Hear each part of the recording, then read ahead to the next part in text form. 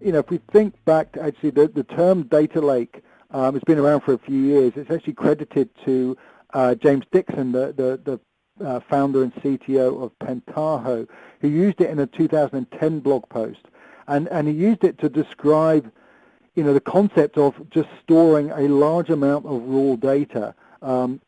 He didn't actually really explain sort of where that would be, but storing a large amount of raw data from multiple sources that could be all accessed, potentially by multiple users for multiple purposes. And the data lake concept came from a comparison of a traditional data mart, which he likened to a bottle of water, which has been packaged and cleansed and packaged up for easy consumption.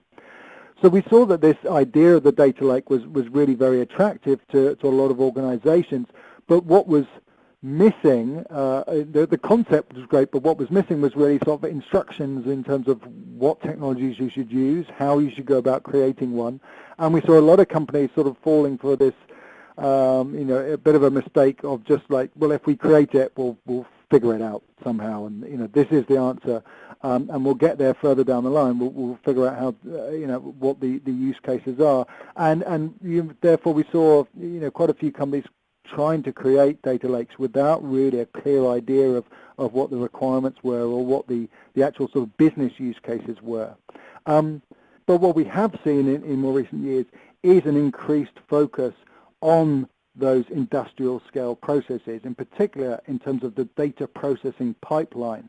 from data ingestion to preparation, discovery to visualization, and that the role in particular that self-service data preparation in relation to that pipeline and data management and data governance in relation to that pipeline, the role that those two capabilities had in particular in terms of actually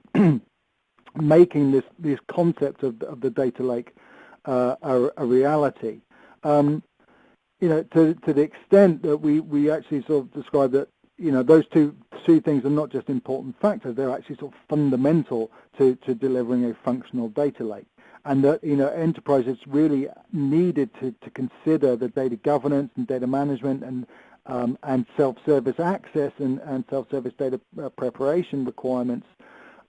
before embarking on data lake projects, to ensure that sort of functionality would be available to to turn that data lake from concept to reality and actually deliver on its promise.